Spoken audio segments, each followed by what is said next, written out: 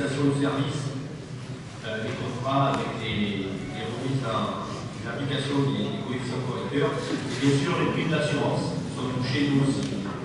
L'inflation sera prise en compte, on l'estime à 3 et 3,5. Personnel, essentiellement, on a aussi une augmentation de 4%, on a dit 4%. Pourquoi il y a la revalorisation du point d'indice de juillet 2023, on va sur l'année complète, et aussi les éventuels prix d'inflation en 1,5 million. En ce qui concerne les autres chapitres de fonctionnement, ils augmentent aussi en moyenne de 5%. On a une augmentation assez sensible de 700 000 € pour le SDIS. Et les frais financiers, on a un petit peu augmenté en prévision, c'est vraiment une prévision avec la prévision d'augmentation des taux d'intérêt. Sur les recettes, nous avons aussi une augmentation de 5%. Essentiellement, il faut retenir que nous sommes très prudents sur les recettes. Parce qu'on ne les connaît pas encore exactement aujourd'hui, on les connaîtra en début d'année. Du coup, sur les impôts directs locaux, on est à 94 millions et demi environ, sans toucher les taux, bien évidemment. On a une fraction de TVA en compensation de la taxe d'habitation de 117 millions d'euros. Il faut souvenir que la taxe d'habitation doit coûter à peu près 80 millions d'euros, mais elle compense aujourd'hui aussi la CVAE, qui nous rapportait environ 20 millions d'euros. L'attribution de compensation versée par les communes, certaines communes versent une attribution de compensation à TPM. Le fonds de péréquation intercommunale et communale pour 6,5 millions, et ensuite quelques reversements annexes, notamment sur les jeux et paris. En ce qui concerne les dotations de participation, la dotation d'intercommunalité, on la prévoit à 16 400 000 €, la dotation de compensation à 20 millions d'euros. 29 millions d'euros. En investissement, nous équilibrons notre budget à 266 millions d'euros, 251, 252. C'est stable par rapport à l'année dernière. Nous avons des subventions d'équipement pour près de 24 millions, essentiellement pour le secteur locatif, l'enseignement supérieur, les opérations d'aménagement urbain.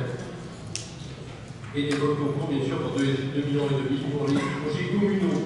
En ce qui concerne les études, les travaux de voirie, on est près de 200 millions d'euros, c'est notre gros chapitre, 80 millions d'euros pour la voirie, 23 millions pour l'aménagement, 16 millions pour l'enseignement supérieur, 14 millions pour la culture, quasiment 12 millions pour l'habitat et 10 millions pour l'environnement.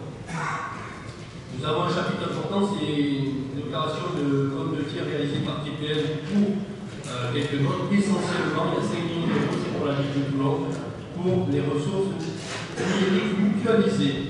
En ce qui concerne l'annuité du capital de la dette, c'est 22 millions d'euros, à peu près 5 millions d'euros d'intérêt. Et ça, c'est en fonctionnement. Voilà ce que je pouvais dire sur les dépenses d'investissement. En ce qui concerne les recettes, oui, dans notre formation sur l'annuité de la dette, nous sommes en capacité de remboursement de 4,8 années, ce qui est dans la moyenne, on est à 4,9, 5 dans la moyenne des métropoles. En ce qui concerne les recettes d'investissement, le fonds de compensation de la TVA pour 15 millions, la taxe d'aménagement pour 7 millions. Il faut savoir que la moitié de cette taxe d'aménagement est passée aux communes pour 3 millions qui apparaît en dépenses d'investissement.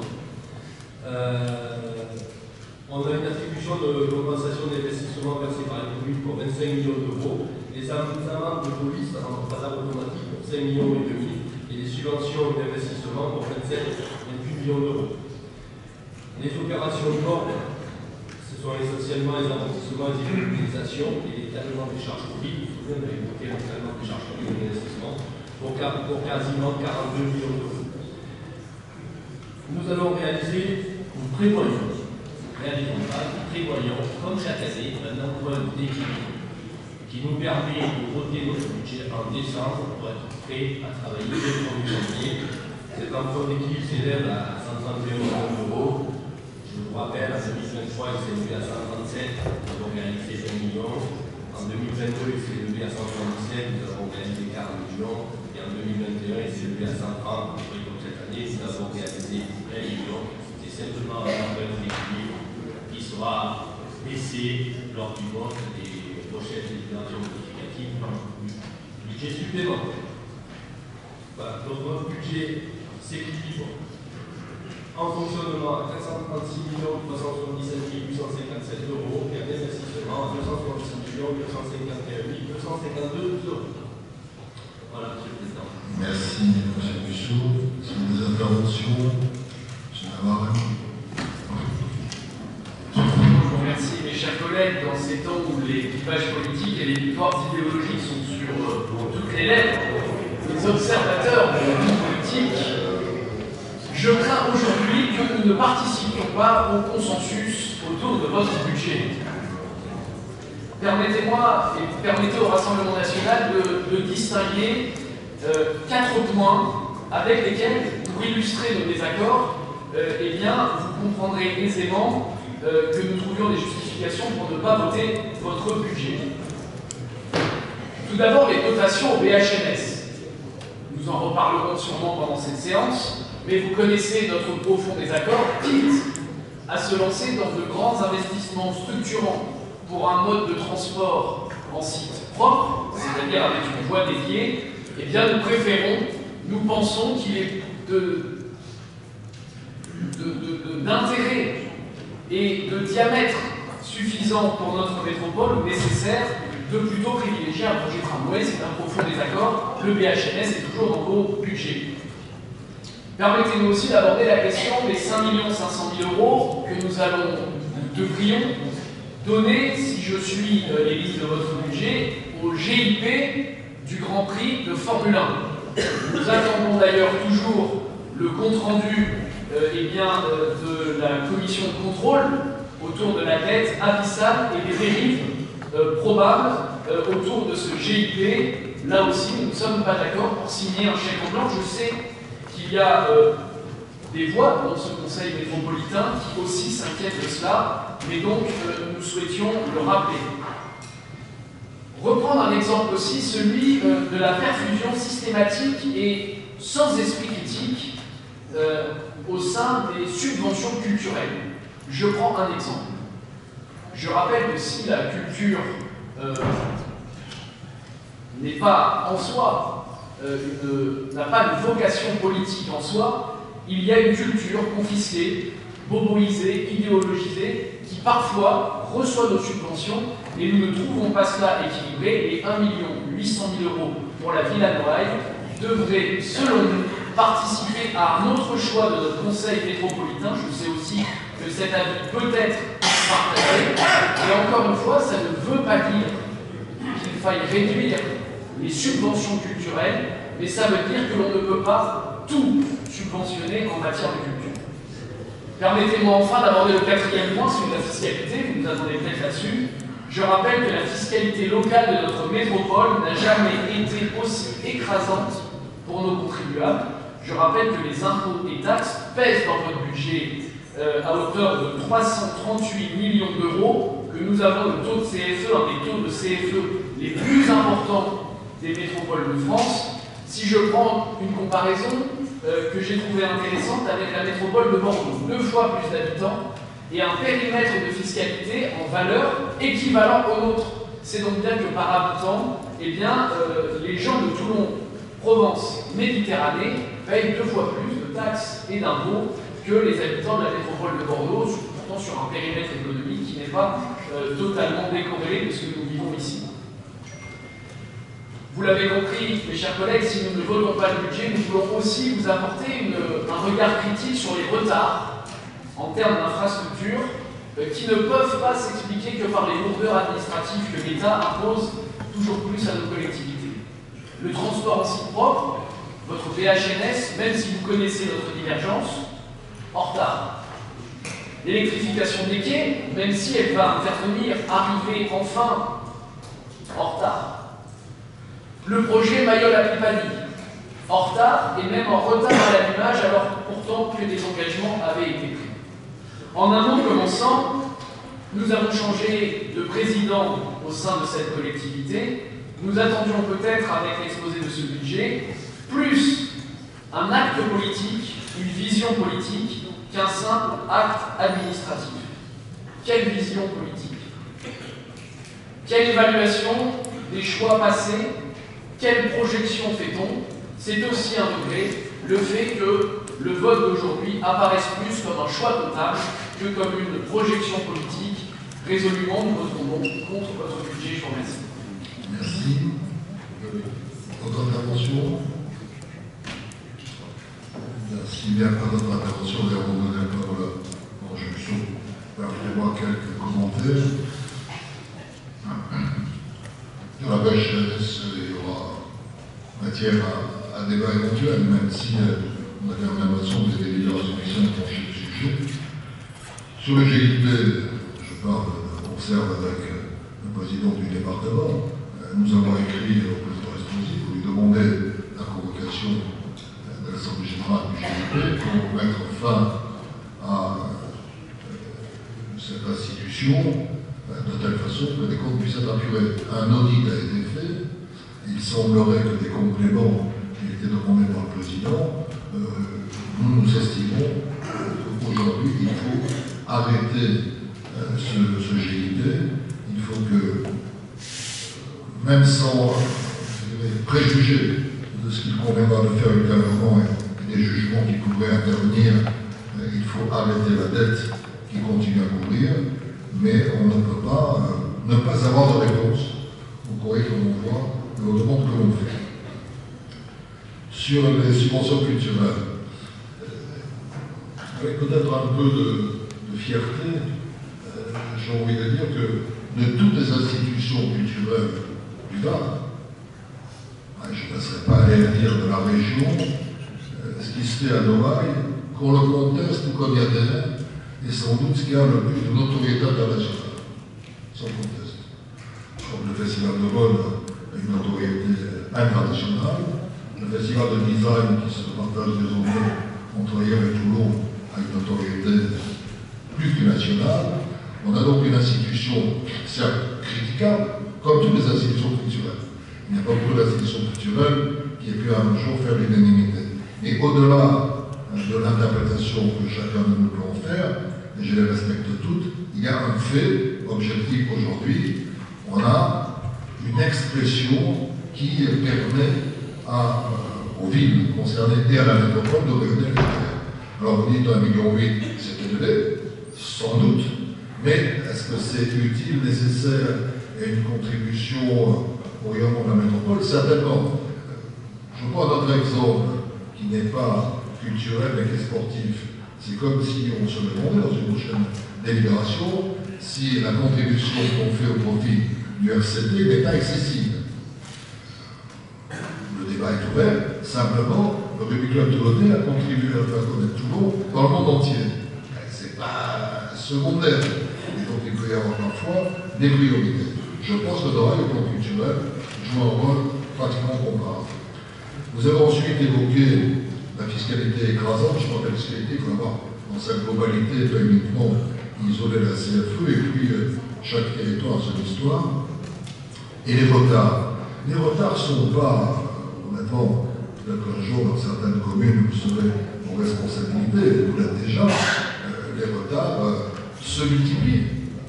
La gestion d'une commune aujourd'hui ou d'une collectivité n'a rien à voir avec la collectivité dans le mandat précédent ou dans les 10 ou 20 dernières années, parce que les exigences normatives s'accumulent sans cesse avec des gouvernements, en tous les cas des responsables, quelle que soit leur sensibilité, qui veulent toujours aller plus loin que leurs prédécesseurs, les exigences éthiques, environnementales, les divorces, parfois la schizophrénie entre le point de vue de l'État central et de l'État local.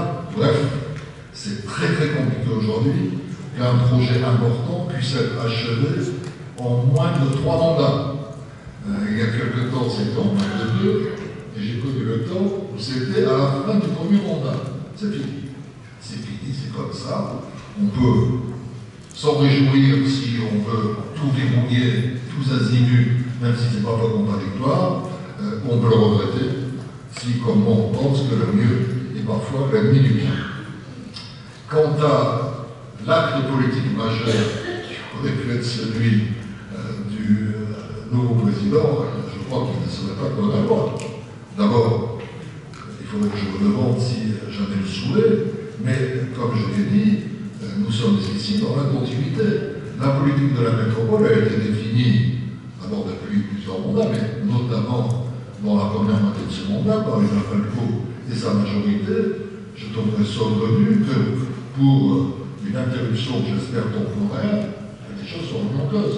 Qu'il y ait, à la fin de ce mandat et par le mandat précédent, de nouvelles générations, une génération identique, qui décide d'une politique infléchie, ça c'est le mandat démocratique et électoral.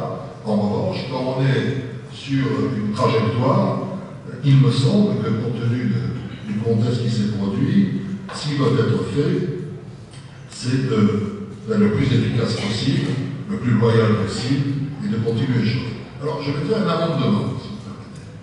L'amendement est le suivant. Il y a des évolutions, vous avez cité le HNS, mais il y a dans différentes communes des perspectives de projets très importants, je pense à Toulon, je pense à la Seine, qui vont engendrer, sans doute dans les années à venir, des investissements importants, peut-être plus importants que ceux qu'on fait en moyenne.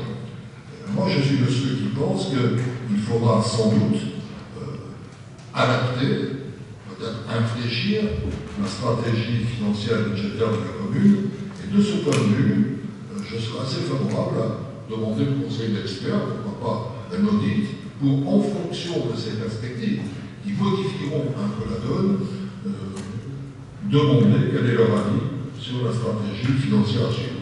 Ça, oui, ça m'intéresse, d'un titre personnel, peut-être aussi en tant que président, mais en tous les cas en tant que nécessité pour des évolutions fortes qui vont se produire dans les années à venir. C'est nonobstant les élections, c'est nonobstant les mandats, c'est, quelle que soit la continuité que le assurer ici, une nécessité, à un moment donné, de regarder un peu comment adapter les choses. Voilà, Ange Musso. Oui, monsieur le président du département. Merci, monsieur le président. Je voudrais simplement dire à monsieur Navarra, je crois que s'il veut, de la solidité de notre positionnement par rapport au GIP en ce qui concerne les collectivités paroisses qui en sont membres. Le rapport qui a été établi, financier qui a été établi par les cabinets FIDAL et sémaphores révèle un certain nombre de sujets qui nous préoccupent. Et donc il a été décidé, il y a déjà au moins 2-3 mois, et ça a été publié dans la presse, c'est pas un secret, il a été décidé pour les 3 communautés concernées, c'est-à-dire la métropole, le département et la communauté d'agglomération de la métropole, de faire un signalement au procureur sur la base de l'article 40, ce qui donc a été fait à monsieur le procureur. Je dis ça, M. Navarra, pour que le positionnement de nos collectivités soit très clair dans votre esprit. On ne cautionne rien, on demande la lumière, et en particulier la lumière du tribunal judiciaire de Toulon. Ange. Oui, juste une petite précision, une remarque d'ordre général, je crois que vous avez tout dit avec le président du conseil départemental. Sur la fiscalité, chaque année, je pense qu'on a un problème. Fiscalité, ce n'est pas 300 millions, c'est 200 millions. Pour ajouter des 100 millions de TVA. La TVA, ça la fiscalité, c'est 200 millions. Et se rajoute les 100 millions de TVA. Et ensuite, une remarque d'ordre général sur la culture. Nous sommes très attachés, ce qui concerne la liberté en général et à la liberté artistique en particulier. Merci à d'autres interventions. Sinon, je vais mettre en voie l'objet primitif qui est principal de la métropole, qui est pour, qui s'abstient, qui est contre. Je vous remercie. Budget annexe transport, le budget primitif, Ange Musso. Le budget annexe transport s'équilibre 2024 en fonctionnement à 105 642 350 euros et un investissement à 33 46 000 euros. En fait, ce qui change essentiellement dans notre budget, c'est une nouvelle poste de dépense. En fait, la nouvelle DSP, nous avons pris en compte le forfait de charge versé aux délégataires et les délégataires nous reversent le montant des tickets. C'est ce qui change un petit peu. Et sur l'investissement, ce qui est très important, ce sont l'achat de nouveaux bus auprès de 5 millions d'euros et tous les travaux sur nos quais, sur nos vols d'échange multimodaux, sur les ateliers de bus. Voilà. Est-ce qu'il y a des interventions, M. Navarre? Oui, je vous remercie pour les explications que nous avons déjà parlé sur l'intervention sur le vote du budget limitatif. Nous sommes contre ce budget des transports. Juste, mais permettez-moi une précision, M. Musso, la page 6 du document qui nous est fourni par la métropole, c'est-à-dire par les services, c'est le produit estimé de la fiscalité locale. C'est-à-dire qu'on ne parle pas de la TVA, s'élève à combien 200 millions. On rajoute 318 millions. 117 millions de TVA. Alors, on rajoute la TVA, c'est sur un chapitre comptable, c'est tout, monsieur. C'est pas le même Chapitre 735, c'est chapitre 731 et 735, il n'y a pas la TVA. Reprenez la page 6 de votre rapport. C'est 200 millions. Reprenez la page 6 de votre rapport. Moi, je vous garantis que c'est 200 millions plus 117 millions de TVA. De compensation, alors si on veut jouer à ça, de la taxe d'habitation que nos habitants de la métropole ne paient plus. Plus personne ne paie de taxe d'habitation. Sans réalisation problème. Non, je plaisante. Bien, je vais revoir. Oui, pardon, excusez. Merci, Monsieur le Président. Moi, je voulais simplement évoquer sur cette délibération, évidemment, sans être trop long, je vous rassure, la question du tramway. Simplement, pour rappeler, et c'est ce qui explique aussi qu'on vote sur tous ces sujets, en mode d'abstention, je l'avais dit et je le redis, ce n'est pas l'incantation d'un objet. Je fais comme tout le monde, je regarde, je lis, j'essaie de comprendre pourquoi certaines villes ou certaines métropoles ou communautés d'agglomération décident d'aller vers un tramway. Et je ne peux m'empêcher de rappeler ici une étude qui avait été commandée par la métropole, une étude réalisée par le CERTU, un service lié au ministère des Transports, qui aujourd'hui fait partie du CEREMA, qui nous parle plus, et qui disait dans son rapport concernant la métropole toulonnaise qu'au regard des prévisions de trafic, même les plus pessimistes, le tramway semblait le seul système qui puisse permettre de répondre efficacement aux problématiques d'embouteillage. Et il a ajouté, et ça démontre bien ma position qui n'est absolument pas une position politicienne, puisqu'elle est censée rendre service à nous toutes et à nous tous, le rapport a ajouté que l'expérience française et européenne montre qu'il n'est pas judicieux de choisir un système qui atteint sa limite de capacité dès sa mise en service ou peu de temps après. Et il ajoute que ça, en plus, pourrait diffuser une image négative des choix politiques ou d'une instance auprès de la population.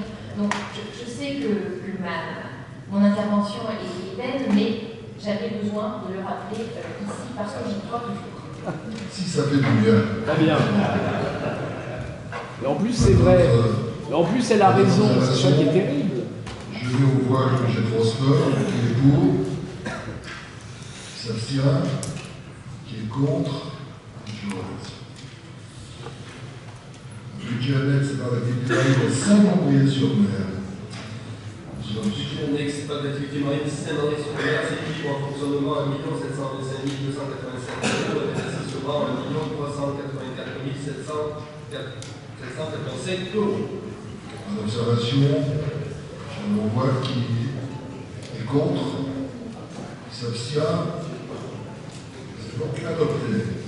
On va le faire. C'est pas activé dans ton code horaire universitaire. Budget exécutif en fonctionnement à 3 284 467 euros et un investissement à 228 400 euros. En observation, je me vois qui est pour, abstention, je vous remercie. Oui, là, je des zones d'activité économique.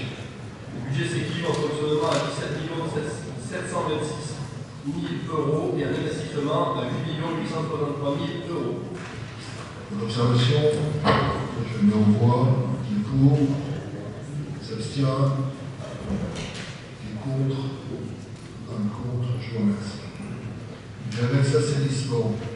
Le budget s'équilibre en fonctionnement à 24 248 310 euros et un investissement à 34 887 310 euros. En observation, je mets en voix, qui est pour, abstention, contre, je vous remercie. Assainissement non collectif. Le budget s'équilibre en fonctionnement à 33 020 euros. Pas d'investissement. Pour, s'abstient, je vous remercie. J'annexe de l'eau. Le budget s'équilibre en fonctionnement à 16 720 000 euros et un investissement à 20 480 000 euros. Je mets en voix, qui est pour, abstention, contre, je vous remercie. Plan métropolitain. Le budget s'équilibre en fonctionnement à 9 499 462 euros et un investissement à 10 654 637 euros. En observation, qui est pour, abstention, contre, je vous remercie. Toulon Port Commerce. Le budget s'équilibre en fonctionnement à 6 206 710 euros et un investissement à 3 980 910 euros. En observation, je vois qui est pour, abstention, contre, merci. Parking métropolitain. Le budget s'équilibre en fonctionnement à 4 892 500 euros et un investissement à 1 80 200 euros. Qui est pour, qui s'abstient, contre, je vous remercie. Répartition de la dotation de solidarité communautaire, mise à jour 2023. Donc, il s'agit de voter la répartition de la dotation de solidarité communautaire pour un montant global de 3 600 000 euros. Je vous rappelle, le numéro là, c'est la seule en profiter, donc merci beaucoup. Nous avons fixé un minimum de 52 000 euros, sachant que là, nous ne comptons pas 52 000 euros, mais la différence est plus notre contribution de compensation. Merci, mes chers collègues. Qui est pour, abstention, je vous remercie. Budget assainissement non collectif, édition rectificative numéro 2. Chers collègues, il s'agit de l'abondement de chapitre 25 pour la mise en cause des pertes de créances irrécouvrables sur le jeu d'écriture qui dépasse le jeu. En observation, qui est contre, s'abstient, abstention. Mise à jour d'autorisation de programme relative à la programmation pluriannuelle sur l'assistance à la maîtrise d'ouvrage pour la réalisation d'un projet de transport commun financier propre de la métropole TPE. Merci, Monsieur le Président. Monsieur le Président, sur les trois délibérations qui suivent, si vous me permettez de profiter de ce temps qui nous est offert pour faire un tout petit point et peut-être pour apporter un certain nombre de précisions sur ce que j'ai entendu tout à l'heure. Un, les questions de mobilité sur un territoire ne se jugent pas à l'aune d'une ligne de transport. Nous en avons 66 dans le territoire métropolitain. Nous avons un réseau de RER métropolitain. C'est important de rappeler que pour ceux qui appellent les rails sont déjà dans la métropole, puisque nous avons un réseau de RER métropolitain. Et que sur les 6 gares qui sont à l'intérieur du territoire de Toulon-Provence-Méditerranée, auxquelles on rajoute les 7 gares qui sont en périphérie, nous drainons des milliers de gens. Pour ceux qui avaient des doutes sur le fonctionnement de la halte de Sainte-Mus, par exemple, on est entre 80 et 90 000 personnes par an, avant même d'avoir terminé la première année d'exploitation. C'est la preuve que ces gens qui précédemment utilisaient vraisemblablement leur voiture pour venir à l'intérieur du territoire métropolitain le font désormais avec du transport en commun. C'est important pourquoi? Parce que quand vous mettez vous à vous tous les éléments qui structurent, et vous en avez un exemple là sur la diapo qui vous est présentée, tous les éléments qui structurent une mobilité, Et c'est pour ça que vouloir ramener la mobilité au seul sujet du TCSP est une erreur majeure. En réalité, la mobilité sur un territoire, c'est le décompte général de tout ce qui concourt à la mobilité. Et ce décompte général nous fait passer de 63% d'usage de la voiture en 1998 à 52% l'année dernière. Si ça, ce n'est pas le résultat d'une politique de mobilité efficace, excusez-moi, je me demande où on va aller chercher des chiffres encore meilleurs. Et ils seront encore meilleurs. Et ils seront encore meilleurs parce qu'avec le réseau de RER métropolitain, avec les 60 lignes, les 66 lignes du réseau de transport, dont les 3 lignes du transport en commun en site propre, qui sont des lignes maritimes. Car je rappelle, nous avons déjà un transport en commun en site propre dans le territoire, c'est notre réseau maritime. Si vous ajoutez à cela la ligne future du TCSP dont nous parlerons tout à l'heure, la marche à pied, vélo, vous avez un réseau structuré et organisé. Donc, c'est vrai que c'est une erreur de considérer que le transport en commun propre terrestre est l'alpha et l'oméga de la mobilité sur notre territoire. Je le répète, pour ceux qui sont des adeptes du rail, mais les rails, on les a déjà dans le territoire. C'est notre réseau de RER métropolitain.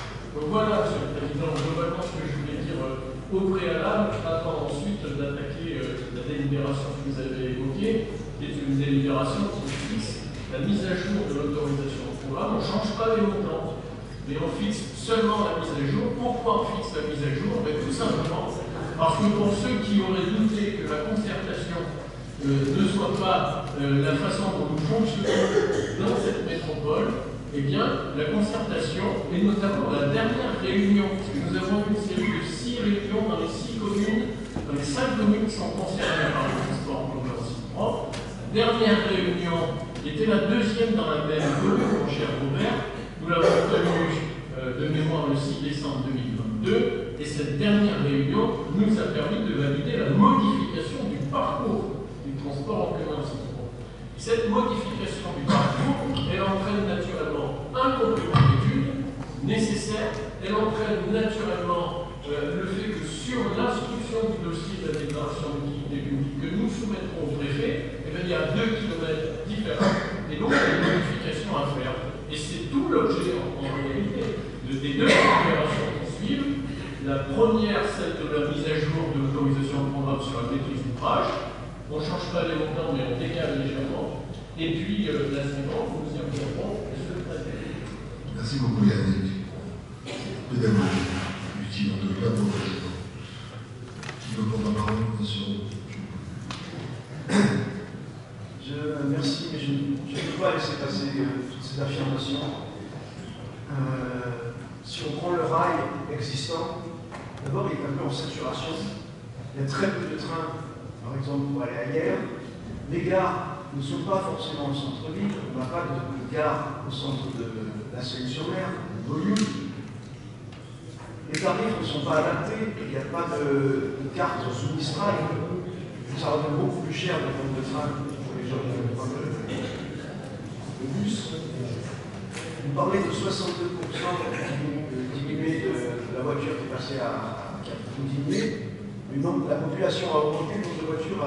Donc finalement, le nombre de voitures circulant est toujours le même. On le voit bien dans les bouchons qui sont de pire en pire. Vous parlez du vélo, c'est aussi très intéressant. La piste cyclable ne traverse pas Toulon de manière sécurisée.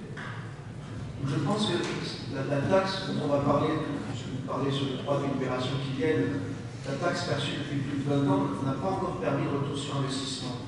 Quand je compare Toulon à d'autres agglomérations qui sont capables de réaliser une ligne de tram en 5 ans, une fois le DUP obtenu. On a obtenu une DUP en 2005 pour un tram dont toutes les études indépendantes ont montré les avantages. Un tram fait passer dans une rame par 400 personnes alors qu'un PHLS en fait passer que 150. De mon côté, je vais m'entêter à vous poser des questions, à essayer de vous faire réfléchir, tant que la situation restera ainsi bloquée. Je reste à votre disposition pour montrer toutes les études qui montrent l'intérêt du tram par rapport au PHLS pour TPL, dans une ville qui est coincée justement entre la mer et la montagne. On a besoin de faire passer rapidement du genre de l'est à l'ouest par un moyen de transport qui permet de s'arrêter à différents points et non pas uniquement 6 ou 7 stations comme le permet le train actuel. Merci. C'est notre intervention. Oui, je vais faire une intervention. Je ne parle pas du tramway, je parle des rails, comme l'a dit Yannick Jepard. Nous avons beaucoup travaillé au précédent mandat avec la région pour que soit mis en avant, c'est à souligner, puisque ça va faire partie de la première tranche des travaux qui sont prévus dans la ligne de Liège. Et je voudrais contredire ce qui vient d'être dit, c'est que le rail est beaucoup plus utilisé. C'est vrai qu'aujourd'hui, la cause, c'est entre la Pau et la gare, puisqu'il y a un nœud ferroviaire, on a une voie unique qui doit traverser les doubles voies et les trains de Vendredi. Vous savez que dans les futurs travaux qui doivent être réalisés, justement, la gare de la Pauline va dénouer ce dispositif. Ce que je voudrais vous dire, c'est que par contre, il sera urgent, et je te l'avais dit Yannick, de créer des parkings relais. Vous avez parlé des gares qui dépassent centre-ville, ce n'est pas le cas là, par exemple. Hier, on peut considérer quand même que ça fait partie d'un des centres-villes, puisque le quartier de la gare est très occupé quand même. Donc, je voudrais vous dire que les parkings, c'est une solution aussi près des gares pour pouvoir permettre ce transfert de personnes vers le centre de la métropole ou vers Marseille. Voilà. Merci.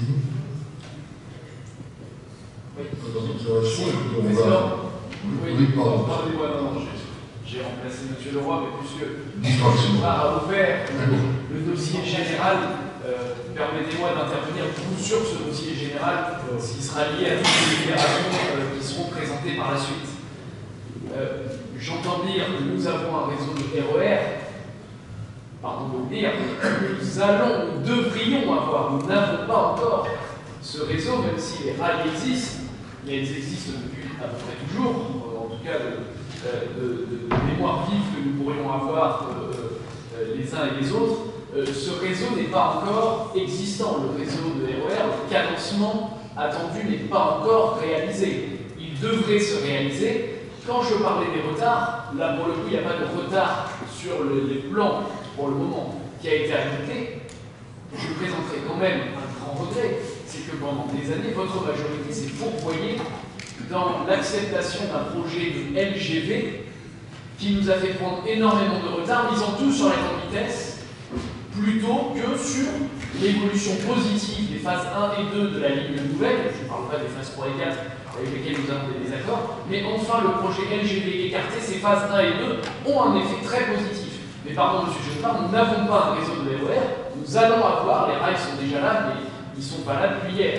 Les rails, pardon, sont là depuis bien avant. Permettez-nous aussi de dire que, puisque ce réseau, effectivement, ferroviaire est plébiscité, puisque la halte de Sainte-Luce est une très bonne chose, il faut le dire, et plébiscité, c'est bien que c'est la question du rail qui apporte un élément positif par rapport à la route.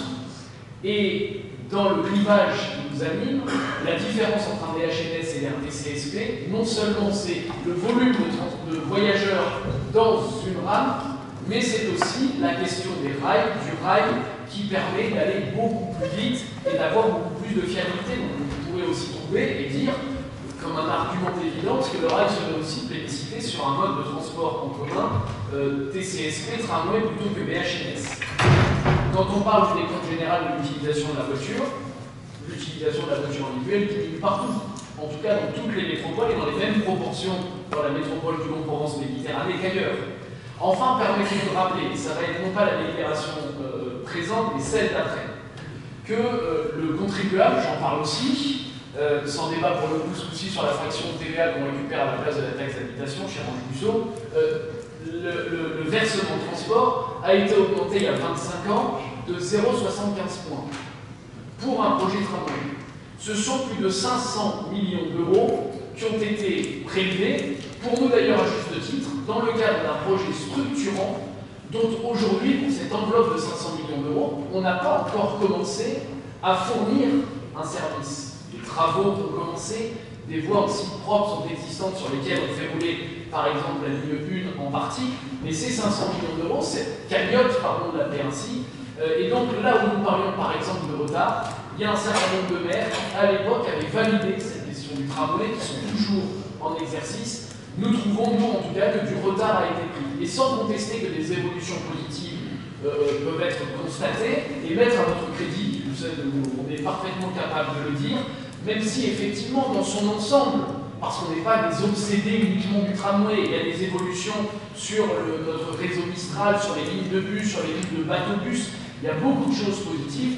Vous comprenez quand même que sur cet élément structurant, on puisse avoir un débat, même clivant, mais qui n'apparaît pas selon nous et qui ne devrait pas apparaître pour vous comme une obsession unique à travers simplement le projet tramway. Bien sûr que la vision d'ensemble existe et qu'on est capable de saluer les évolutions positives, parfois même de les voter conjointement avec vous et de reconnaître parfois que vous pouvez aussi faire de bonnes choses, mais là, sur le BHNS, nous ne partageons pas votre satisfaction. Je vous remercie. Merci. Monsieur Chadrin, sur les bonnes choses. Merci, Monsieur le Président, mes chers collègues. Sur le sujet du choix du vote, on revient là-dessus. Il a été tranché, je vous rappelle, 2 heures d'échange, débat que nous avons ici. Je rappelle, délibération sur le sujet. Mais juste, si vous le permettez, revenir à la fois sur le projet de la LSBCA, qui ne faut absolument pas dissocier du projet du RER métropolitain.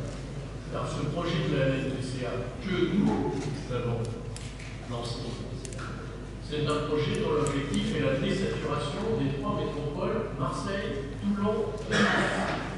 Ce n'est pas un projet de grande vitesse, c'est un projet de désaturation. Et ce projet, notamment, accompagne les projets de RER métropolitain, Marseille, Toulon et de Nice. Et pour le coup, sur Toulon, sur la métropole toulonnaise, dans le département du Var, parce qu'en réalité, le projet de RER métropolitain, ce n'est pas un projet exclusivement toulonnais, métropolitain, c'est un projet départemental, puisqu'il y a 7 gares qui drainent, des milliers de gens qui tous les jours descendent à l'intérieur de la métropole et qui ensuite se répartissent sur les 6 gares qui sont dans la métropole et rentrent soit sur le réseau de transport en commun, qui naturellement est un réseau qui s'adapte au fur et à mesure que les gares s'ouvrent, que les halles fonctionnent, et d'autre part peuvent, s'ils le souhaitent, entrer sur le réseau cyclable. On a un peu plus de 330 km de vélo.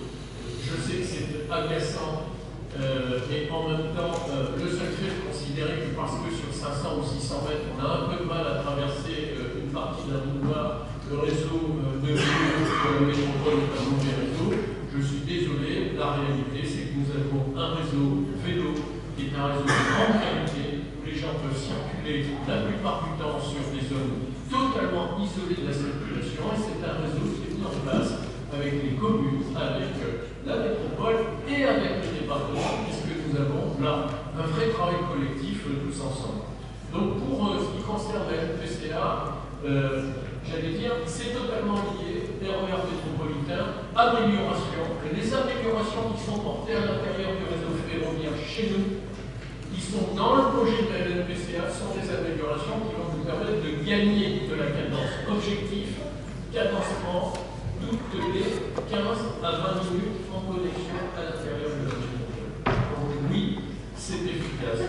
Deuxième élément, vous parlez du versement de transport. En réalité, le versement de transport n'existe plus. Il s'agit du versement de mobilité. Pourquoi? Parce qu'il a été considéré que les investissements en matière de mobilité devaient pas seulement être des investissements sur les réseaux de transport. Donc on y trouve les infrastructures routières, on y trouve tout ce qui permet la connexion, l'organisation, la gestion des flux, tout ce qui permet de faire fonctionner un réseau.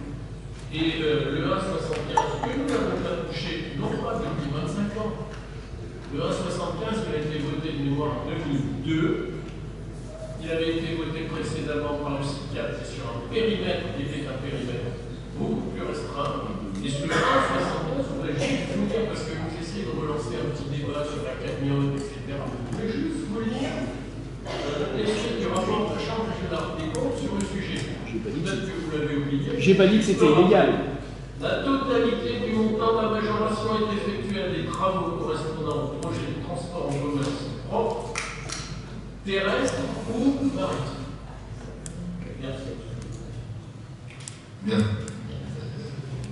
Pas d'autres observations. Je vais donc revenir à la délibération qui nous intéresse sur la mise à jour de l'autorisation de programme, et donc la prorogation d'un an de ce qui avait été prévu. Je mets au voix qui est pour, qui s'abstient, qui est contre.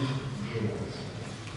Alors, création de l'autorisation de programme relative à la protection pluriannuelle sur la section développement de la mer Irak. Oui, Monsieur le Président, mes chers collègues, nous tenons compte, donc, ce que je disais précédemment, de toutes ces défaites de concertation, des temps qui ont nécessité évidemment de nouvelles instructions, on modifie de 2 km le projet de transport en site propre. Nécessairement, ça nous décale un petit peu. On modifie naturellement ce que j'ai dit précédemment, l'autorisation de programme montée. On crée l'autorisation de programme sur 6 ans, de 2024 à 2029, avec un montant de 55 millions pour la réalisation du conso entre Viraquel et le technopole de l'Europe. En observation, je mets au voix qui est pour, abstention, contre, je vous remercie. Merci pour mobilité et vérification du taux. Mais c'est ce que nous avons dit précédemment. On ne modifie pas le taux du versement mobilité et en complément de ce que j'ai dit précédemment, sur les 28 métropoles, nous sommes la seule métropole en France à avoir un taux à 1,75. Ce taux est à 2 points. Donc tout le reste des métropoles françaises, je pense que le monde de l'entreprise apprécie. Qui est pour, s'abstient, qui est contre, il y en a trop. Clôture actualisation des autorisations de programme relatives aux opérations hors programme local de l'État. Ange Musso. Il s'agit de supprimer l'autorisation de programme stock de la métropole. On n'a plus aucun engagement. Donc on passe de 57 853 397,19 € à 45 264 156,86 €. En observation, je me vois qui est pour, abstention, contre, un contre. Non. Création des autorisations de programme, troisième programme local de l'habitat. Il s'agit de créer 3 nouvelles autorisations de programme pour la période 2024-2035 pour un montant global de 57 387 759,76 €. En observation, je me vois qui est pour, abstention, abstention. Prorogation de la durée d'autorisation de programme dans le projet de réalisation de la partie immobilière du projet de Meuse. Il s'agit de rajouter un an, ce ne sera plus jusqu'au 31 décembre 2025, mais jusqu'au 31 décembre, pardon, ce sera plus jusqu'au 31 décembre 2024, mais reporté d'un an au 31 décembre 2025, et l'autorité montant global reste le même à 1 72 500 €. Contre, abstention. Donc adopté, mise à jour de l'autorisation de programme pour l'aménagement des classes et écoles dans un nouvelle Nasdaq. Oui, il s'agit d'une baisse passe de 8 370 000 € à 5 720 000 €, parce qu'il y a des études qui doivent être réalisées pour le réaménagement de la place d'armes. Donc on pourrait récupérer cette autorisation de programme de l'ordre de l'oral. D'accord, la place d'armes sera réalisée plus tard. Je le vois qui est pour. Abstention. Merci. Mise à jour pour le territoire de Toulon comme mesure. Il s'agit simplement de mise à jour des crédits de paiement. On ne modifie ni la durée ni le montant de l'autorisation. Donc rien, voilà, donc il est pour. Oui, je vois qu'il y a rien. Merci, monsieur le président. Comme le répétait votre prédécesseur, je sais que l'électrification desquels n'est pas juste la cause d'une prise électrique. Faisons plus pour faire attention à ce qui va se passer. À partir de quand les branchements sont-ils obligatoires pour les escales de plus de 2 heures? Est-ce que seuls les navires équipés auront le droit de faire une escale de plus de 2 heures? Je lis dans le journal que Toulon accepte une nouvelle ligne opérée par la méridionale, 130 escales supplémentaires à l'année par le Calypse. Certes, un navire équipé pour se brancher, transportant surtout des camions, donc une nuisance supplémentaire pour tous les riverains, une nuisance grave pour la santé de Toulonnais. Merci de regarder au-delà de l'électrification pour protéger la santé de nos concitoyens.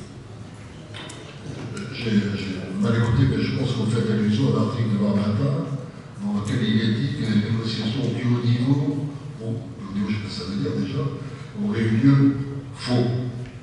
Aucune négociation, aucune hypothèse, le rendez-vous n'est pas encore pris. On m'a demandé. Cette chose. On vous demande juste de faire attention. Mais je suis comme vous, très préoccupé par ces sujets-là, ainsi que Mme Massy, la mère de Toulouse. Donc pas de sujet. Oui, Mme Massy. Et je confirme que nous n'avons pas encore rencontré les élèves. Je vais avoir une FP locale qui a donné cette information, enfin, on va faire démentir. Donc je me revois, qui est pour, abstention, je vous remercie. Mention d'occupation de la SNCF, clarification d'eau pluviale, non.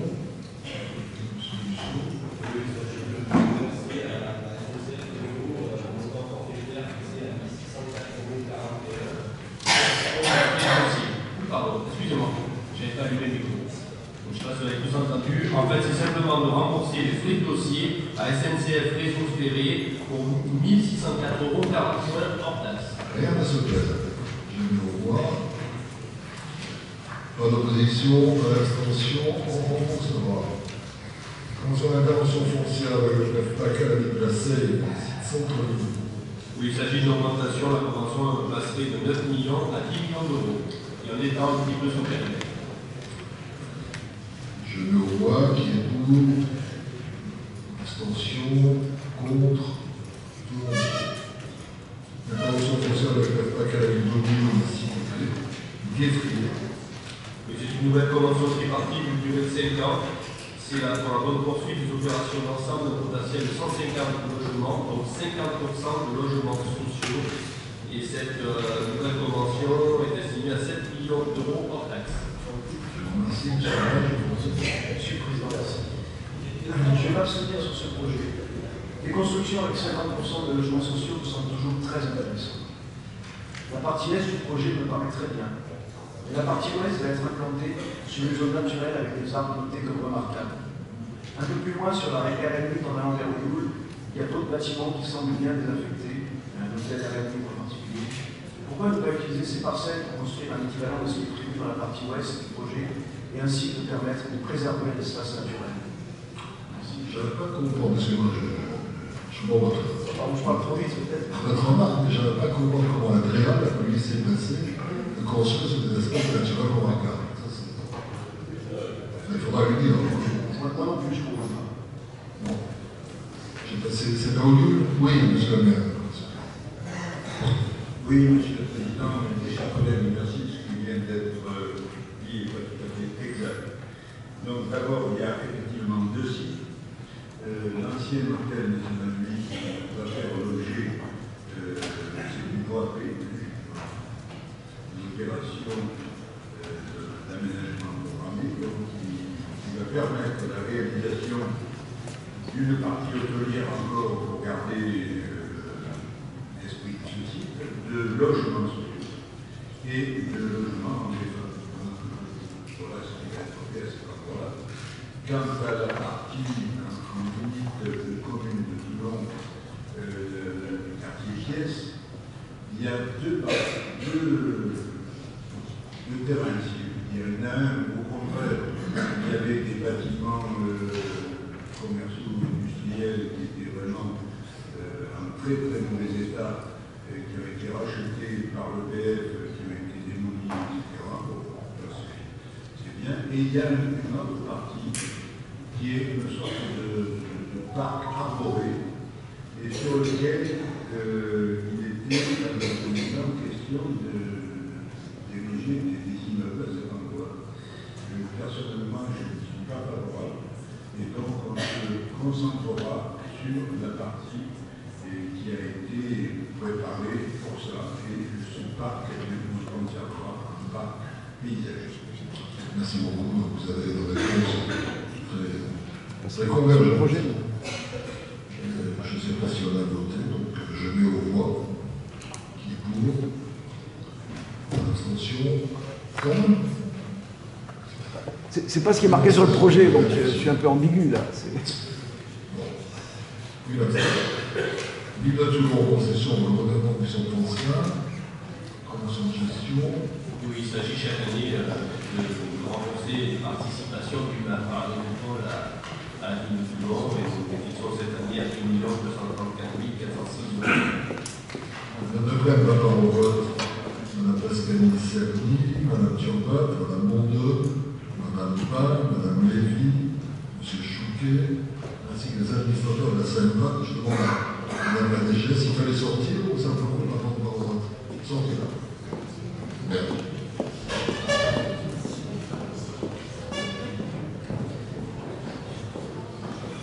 Je mets donc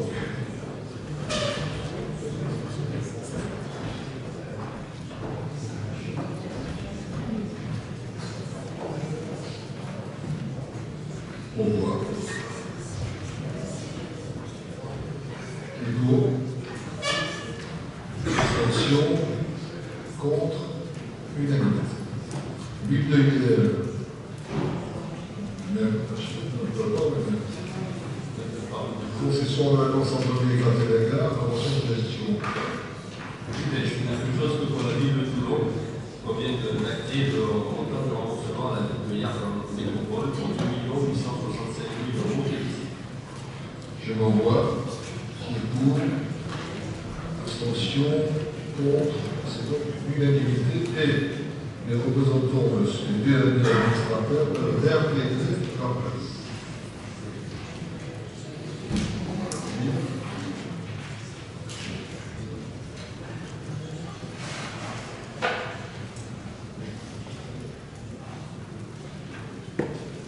Ah, ils sont restés au café, les salauds. Transcribé. J'espère qu'ils vont ramener à tout le monde. Ils vont finir toutes les petites demoiselles.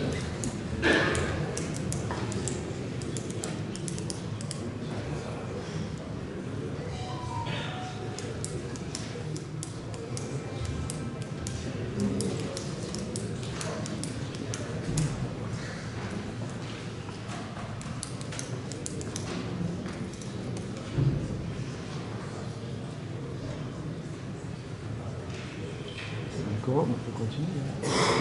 S'il n'y avait pas le buffet, il serait revenu plus vite. Ça permet de se souffler. Je remets ça. C'est pas rien.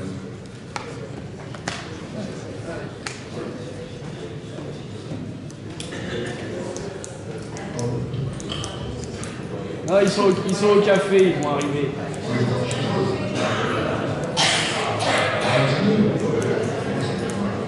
Allez, on continue. On est plus sourire. On va passer. Oui. On va passer. Donc, présentation du rapport social unique de la métropole. Toulon Provence Méditerranée. Monsieur Musso. Oui, il s'agit du rapport social qui a été établi par l'intermédiaire du centre de gestion du bar. Donc, on l'avait reçu. Il permet, il est établi autour de 10 thématiques, l'emploi, le recrutement, les parcours professionnels, rémunération, le dialogue social, formation, la gestion prévisionnelle de l'emploi, les effectifs, les compétences. C'est un outil de référence, vous l'avez reçu. L'observation, je t'envoie qui est pour. Qui est pour. On prend acte. Il n'y a pas de vote. Si, il y a un vote pour prendre acte. On vote pour prendre acte. On vote pour prendre acte. Qui prend acte? Bon, merci. L'adoption du règlement des astreintes et des permanences à l'école TPM, il va être établi sera opérationnel à partir du 1er janvier. Pas d'observation, pas de cours, d'abstention, toujours ainsi décidé. Instauration après le point d'achat exceptionnel, M. Musso. Oui, nous proposons de verser cette prime, mais à hauteur de 50 personnes. 50%, pardon, pas de 50 personnes, 50%. Très sélectif. En fait, c'est ce sont pour les revenus qui ne dépassent pas 39 000 euros pour la période du premier annuel, pour la période du 1er juillet 2022 au 30 juin 2023. Ce qui fait en moyenne 3 250 euros brut par mois.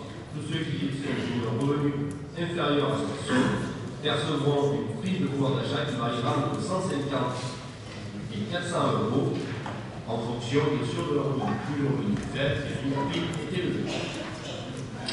Observation, Jean. Monsieur le Président, la ville de Secours va verser aussi la prime de subvention exceptionnelle et elle va s'aligner sur les taux que choisit la métropole parce que dans nos communes, nous avons à la fois des agents métropolitains et des agents communaux qui observent ce qui se fait dans une collectivité et dans l'autre. Donc ce qui n'est pas de discussion entre les agents métropolitains et les agents communaux, nous verserons très exactement la même prime que la métropole. Oui, c'est une bonne idée, je crois qu'à Toulon. À Toulon, Monsieur le Président, nous allons nous aligner aussi, comme les collègues, comme certains des collègues, dans les mêmes. Voilà. Après, mais je crois que c'est quelque chose, parce qu'effectivement, il y a une comparaison immédiate. Très bien. Je mets au voie cette prime exceptionnelle qui est pour. Par abstention, par opposition, je vous remercie. Rapport d'activité de délégation de service public, Clément Corion, la sélection de mer. Oui, la délégation de service public a été signée le 1er septembre 2011 pour une durée de 25 ans, avec un groupement d'entreprises solidaires, le PEC et le LES. Et donc chaque année, nous devons prendre acte de la présentation du rapport d'activité pour 2022. S'il n'y a pas de questions, on a pris acte collectivement. Composition de la commission locale de l'évaluation des charges transférées. Il y a deux changements. Oui, deux changements concernant les représentants de la commune de la Seine au sein de la CREC et un représentant titulaire, je crois, M. Cheikh Mansour, et un représentant suppléant, M. Joseph Miniti. Présentation, je me vois qui est pour. Abstention et deux abstentions. Vidal avec la justification de l'absence d'évaluation environnementale pour la modification du nom 5 du PLU. Madame Niquet. Monsieur le Président, mes chers collègues, cette modification simplifiée du PLU de la vallée du Var a pour objet l'instauration de linéaires commerciaux, des modifications d'emplacement réservé et des corrections d'erreurs matérielles. Elle a été notifiée à la mission régionale de contrôle environnemental de France-Côte d'Azur pour un examen cas par cas. La MRAE a conclu, en date du 26 octobre dernier, que la procédure n'est pas soumise à évaluation environnementale. Il est donc proposé d'approuver les justifications portant sur la non-nécessité de soumettre la procédure de modification à l'évaluation environnementale. S'il n'y a pas d'observation, je mets au voie qui est pour. Abstention, deux abstentions, je vous remercie. Vidal approbation de la déclaration de projet de la Bastidette dans la mise en compatibilité du PLU. La déclaration sur projet valant mise en compatibilité du PLU de l'ACRO a pour objet la construction d'un établissement de protection de l'enfance avec hébergement. Le projet est porté par le Conseil départemental du Var dans le cadre de l'opération de restructuration, rénovation et optimisation de l'ensemble des établissements de protection de l'enfance du département. La création de cet établissement répond à une nécessité d'intérêt général qui vise à doter le territoire de structures adaptées aux besoins actuels. La mise en compatibilité et évoluer le zonage agricole du PLU en vigueur au lieu dit la Bastidette en zone à urbaniser ainsi que l'écriture d'un règlement d'urbanisme adapté. La concertation suivie de son bilan ont eu lieu. L'enquête technique s'est déroulée le 19 juin 2023, du 19 juin 2023 au 24 juillet 2023 inclus. Le commissaire enquêteur a rendu un avis favorable avec deux recommandations prises en compte par la métropole. Les accès routiers menant à la nouvelle implantation devront répondre aux critères de flux et d'accessibilité. L'étude architecturale de ce futur ensemble immobilier n'est pas jointe au dossier. Les plans des constructions devront être établis dès l'ouverture de la phase réalisation du projet. Des observations. Oui, je voulais simplement rajouter, parce que c'est pas mis dans la préparation, c'est un échange de parcelles, c'est-à-dire que cette zone-là était une zone agricole, mais avec une valeur économique faible, et que nous avions une autre zone à urbaniser, qui est dans une zone économique qui est plus favorable pour l'agriculture. Donc il y aura un basculement prochaine c'est-à-dire qu'on déclassera la zone A1, la zone A2. Très bien, merci beaucoup. Je mets en voix qui est pour. Je vous remercie. Alors, intégration dans le domaine public de voie à la SAIC, on a indiqué. Par délibération en date du 13 novembre 2019, la métropole a approuvé le recours à la procédure de classement d'office dans le domaine public métropolitain de plusieurs voies situées dans des ensembles d'habitation sur le territoire de la Seine-sur-Mer. Il s'agit de l'avenue Jean Moulin, l'impasse Noël Bernac, l'impasse Simone et les voies de la ZAC Saint-Lucie. À l'issue d'enquête publique clôturée le 16 mars 2022, le commissaire enquêteur a émis un avis favorable au transfert d'office de ces voies dans le domaine public de la métropole. En conséquence, et en l'absence d'opposition d'un propriétaire intéressé, le Conseil métropolitain a approuvé en date du 28 juin 2022 le plan d'alignement de chacune de ces voies et a classé les parcelles constitutives de leur assiette dans le domaine public métropolitain conformément au Code de l'urbanisme. Toutefois, des parcelles pourtant constitutives de l'assiette de l'avenue Jean Moulin et régulièrement inscrites dans le dossier d'enquête publique ont été omises dans la précédente délibération. Il s'agit donc de modifier cette précédente délibération pour corriger cette omission. Bien. L'observation, je le revois, qui est pour. Abstention. Merci. Convention de partenariat entre le Code de l'association Milano et la Santé publique, l'association relative de domination dans le centre des arts plastiques. Monsieur Dialas. Monsieur le Président, c'est en quelque sorte une réponse au propos liminaire de M. Navarane tout à l'heure, qui n'apprécie pas la Vilaine Drive, ce qui est son droit. On aime ou on n'aime pas ses propres droits. Il n'empêche que là, nous signons une convention de partenariat avec des partenaires pour le moins prestigieux, puisqu'il s'agit du Centre Pompidou, de l'Association nationale des arts décoratifs, du Mobilier national, du Centre national des arts plastiques et de l'école Camondo, tout ça pour la période de 2024 à 2027, et c'est dans le cadre du festival des Alpes Parades. Très bien. Merci.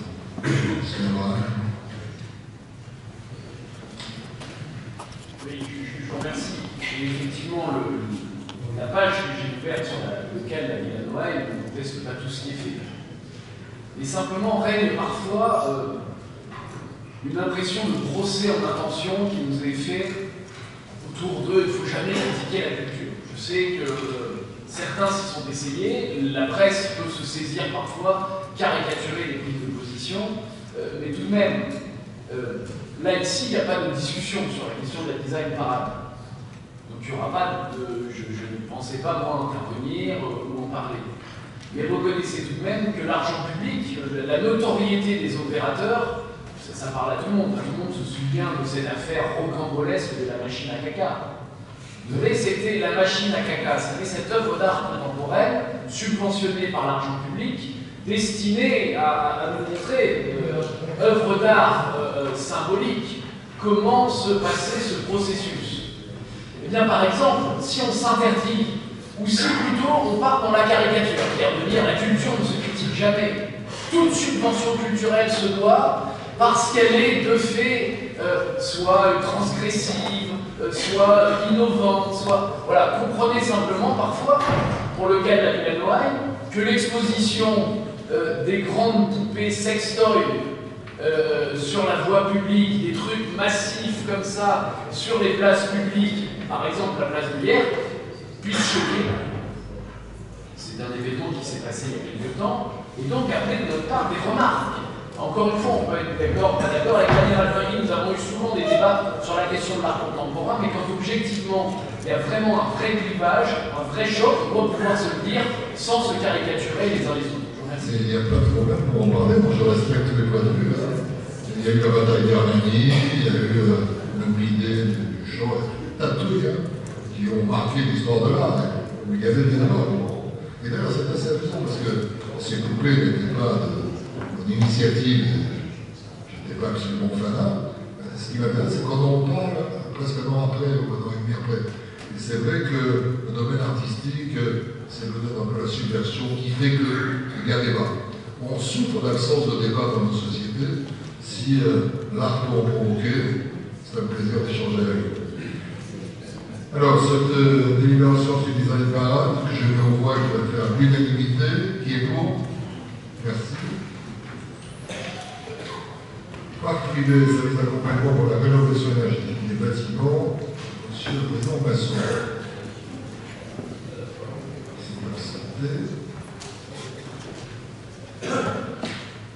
Alors, on va s'engager pour le déploiement du service d'accompagnement de la rénovation énergétique dans le cadre d'une convention avec l'ADEME, et elle a mobilisé pour cela l'opérateur Citémétrie et des financements à hauteur de près de 2,5 millions d'euros. Au regard des évolutions nationales, il convient d'adapter. Un premier avenant a été signé en octobre 2023. Un deuxième avenant vous est aujourd'hui proposé, qui traduit les orientations nationales en matière de lutte contre les passoires énergétiques et d'accompagnement à l'amélioration de l'habitat, tout en informant des partagements jeunes dispositifs par l'ADEME et l'ANA de l'inscription du dispositif dans la stratégie de déploiement de France Rénov'. Cet avenant permet donc aux porteurs associés de ce programme de bénéficier d'une année supplémentaire d'exercice, soit jusqu'au 31 décembre 2024. Pour la métropole, au regard de l'investissement inscrit initialement, cet avenant n'a pas d'impact financier, ni même organisationnel, sur le dispositif bien gestion. Des observations, pas d'observation, je mets au voix, qui est pour, pas d'abstention, pas d'opposition, je vous remercie. Habitat privé, bien gestion. Politique d'accompagnement à la proposition de l'habitat de propriétaires occupants et bailleurs relevant des plafonds ANA, année 2024. Le dispositif bien chez soi s'articule autour du PIG pour les propriétaires relevant des plafonds d'ANA et des services d'accompagnement pour la rénovation énergétique. Le PIG couvrant la période 2017-2022 ayant pris fin. Les services de l'ANA ont demandé d'établir une étude préopérationnelle qui dressera le bilan et envisagera l'outil adapté au regard d'un nouveau diagnostic. Cette étude, dans le cadre de la avancée, étant valable et engagée, il convient de pérenniser cet accompagnement pour l'année 2024. La métropole prend en charge les frais de dossier liés à cette maîtrise d'ouvrage pour un montant maximum de 80 000 euros. Il s'agit de frais de dossier, ce sera beaucoup moins. Je mets au voix. Qui est pour? Je dis, mais je ne fais pas de commentaire, parce que je ne peux pas aller au-delà. On est compris. Aide au permis TPM 2024. Il faut réévaluer les montants. C'est une belle politique, mais les montants méritent d'être réévalués compte tenu du contexte qu'on connaît. Et on propose donc de les passer à 550 € TTC pour une première demande au lieu de 450, et 130 € TTC pour une deuxième demande au lieu de 100 €. Pas d'observation. Je mets au voix qui est pour. Pas d'abstention. Je vous remercie. Rapport annuel 2022 sur le prix et la qualité de service public de prévention et de gestion des déchets, Gilles Vincent. Monsieur le Président, mes chers collègues, comme chaque année, nous votons vous présenter le rapport annuel sur le prix et la qualité du service public de prévention et de gestion des déchets ménagers. Donc, et avant de rentrer dans le vif du sujet, je voulais féliciter nos services puisque nous avons plus devant les yeux des bouteilles d'eau pour boire en plastique, mais un emballage qui contient 89% de matière végétale, qui est donc recyclable, et puis un gobelet qui lui contient du plastique, mais qui est recyclable. Donc vous pouvez les utiliser, surtout ne les jetez pas dans la poubelle. Vous rappelez que nous avons en 2022 collecté et envoyé à l'usine non pas d'incinération mais de valorisation énergétique de déchets 269 418 tonnes de déchets. Donc 62% sont partis dans cette usine. C'est le premier producteur d'électricité dans le département, puisque nous produisons plus de 100 000 MW électriques et nous chauffons aussi 15 000 logements sociaux, en partie sur la ville de Toulon et une autre partie sur la ville de la Seine. Le tonnage, on peut se dire que le tonnage a baissé, mais c'est constaté dans toute la France aujourd'hui. Donc chez nous, il a baissé de 6,271 tonnes, alors que la population a augmenté de 4 000 habitants. Et je vous indique que la valorisation de la matière et des produits, faut-il rajouter, collectés par recyclage et réemploi, s'établit à 46% de nos tonnages. Par rapport à ceci, il faut savoir que nos dépenses sont de 75,7 millions d'euros et les recettes de la taxe et l'environnement de ménagère, donc payées par tous, puisque c'est compris dans la taxe foncière, est de 76,8 millions d'euros. La collecte et le traitement des sols ordures ménagères résiduelles est de 45,3 millions d'euros. Donc vous avez ce rapport annuel, je voudrais féliciter vos services, parce que comme le rapport de développement durable, vous pouvez le mettre sur votre table de nuit, vous avez des insomnies, vous pouvez le lire, il y a tous les chiffres que l'on peut trouver qui concernent la collecte et le traitement des déchets. S'il y a des questions, je suis prêt à répondre. Observations. Si vous n'avez pas le cas, on prend acte. Je vais avoir la faire. Observation. Je vous remercie. Adoption de règlement de prévention de valorisation des déchets. Monsieur le Président, mes chers collègues, tout simplement, on a essayé de faire un règlement de prévention de collecte et de valorisation des déchets qui soit le même pour toutes les communes.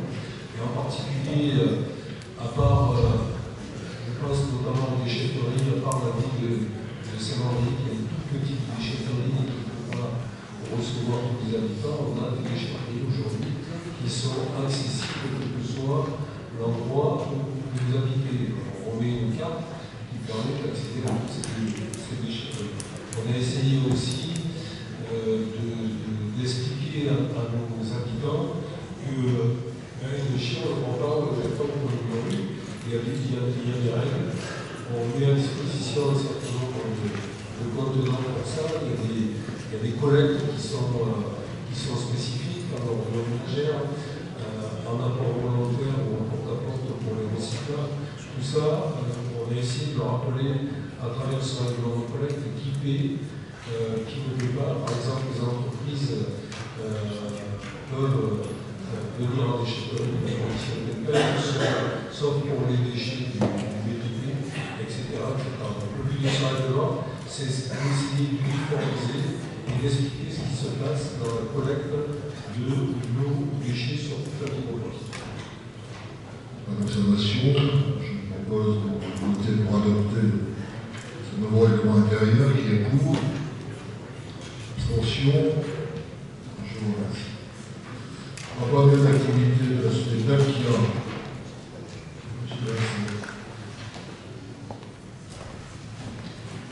Nous avons, et je crois qu'il faut en être très fier, un système qui permet de récupérer de la chaleur qui s'appelle la thalassothermie. Donc thalasso, c'est la mer. Et donc on capte des calories dans la mer et on la distribue dans un réseau de chaleur au niveau de la Seine-sur-Mer. Et ce qui est intéressant, c'est que de l'autre côté de la Seine-sur-Mer, on a notre réseau de chaleur qui est alimenté par la valorisation de la gestion des déchets dont je viens de parler. Et donc, on va essayer d'ailleurs de les rapprocher. En ce qui nous concerne aujourd'hui, je vais connecter. En ce qui nous concerne aujourd'hui, c'est le rapport annuel d'activité de la société d'Akia, qui est le concessionnaire de ce réseau de thalassothermie. Vous dire que dans le cadre de nos réflexions, notamment sur les zones d'accélération des énergies renouvelables, on va essayer de proposer des réseaux identiques dans toutes les communes qui sont en bord de mer, ce qui paraît logique. Donc là, il s'agit de prendre acte de la présentation du rapport annuel d'activité de la société d'Akia, concessionnaire du réseau de distribution de chaleur et de froid de la ville de Vincennes-sur-Lot. Merci. Dans l'observation, je mets au voix qui est pour, abstention, contre, adopté. Je demande actuellement à M. Mascaro et à M. Chouquet, lien avec GRDF, sortir, puisque partir au bord de Charlotte, c'est-à-dire concernant le rapport avec l'activité de la GRDF. Monsieur le Président, mes chers collègues, on continue dans les rapports annuels d'activité. Il s'agit là de la société GRDF, concessionnaire du réseau de distribution de gaz sur les communes Parquera, Lacro, Oulul, Le Pradé, Saint-André, la Sainte-sur-Mer, Sifou, La Valette, hier à la gare des Toulon. Donc je rappelle que ça, c'est, on va dire, c'est institutionnalisé dans l'ensemble de notre pays.